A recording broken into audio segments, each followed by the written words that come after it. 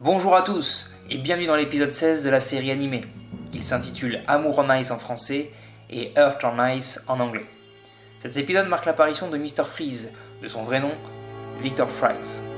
Créé par Dave Wood et Sheldon Moldoff, le personnage est apparu pour la première fois dans Batman numéro 121 en 1958 sous le nom de Mr. Zero. Mr. Freeze est un personnage brisé dont l'histoire tragique a fait de lui un criminel aveuglé par la vengeance. Intelligent, déséquilibré et froid, il lui reste tout de même une parcelle d'humanité que Batman respecte et qu'il parvient parfois à raisonner. Contrairement aux comics, Mr. Freeze ne hait pas Batman avec la même intensité. On peut d'ailleurs sentir à certains moments un respect entre les deux hommes.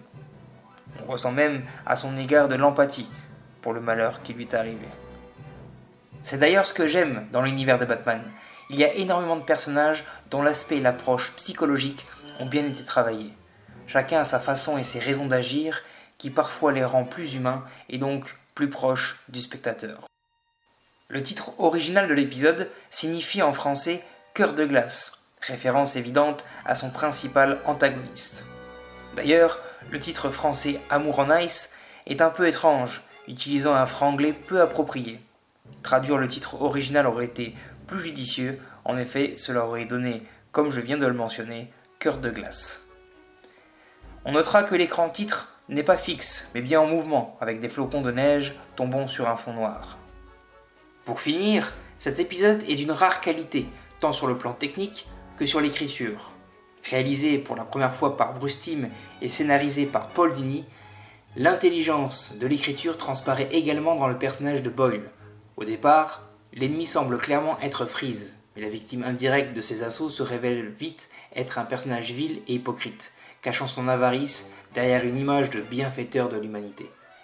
Il est également capable de violence, comme il le prouve en frappant brutalement et lâchement Victor Fries, déclenchant ainsi involontairement la tragédie qui donnera naissance à Mr. Freeze. L'épisode propose aussi une réflexion intelligente sur la frontière entre la vengeance, représentée par Freeze, et la justice, défendue par Batman. Boyle s'avère finalement être bien plus méprisable que son ennemi, renforçant l'empathie pour ce dernier. On en vient à espérer que Freeze réussisse son projet et fasse payer le monstre qui a détruit sa vie et celle de son épouse. Cependant, Paul Dini a pris soin de montrer toute la folie et l'aspect négatif de cette vendetta.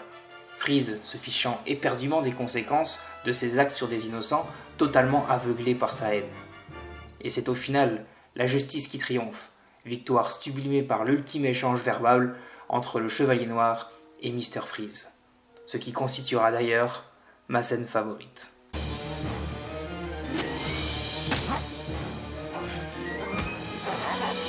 Tôt ou tard, tous ceux qui s'opposent à ma volonté connaîtront le baiser glacé de la mort.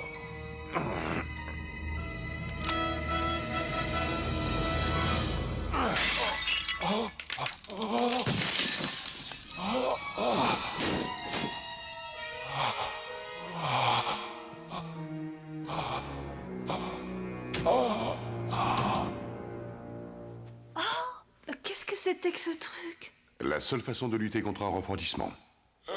Cela ne peut pas finir ainsi. Vengeance! Non, justice. Il y a un an, Ferris Boyle a interrompu une expérience, et en l'interrompant, il a en même temps anéanti 2 vies. Voilà la preuve.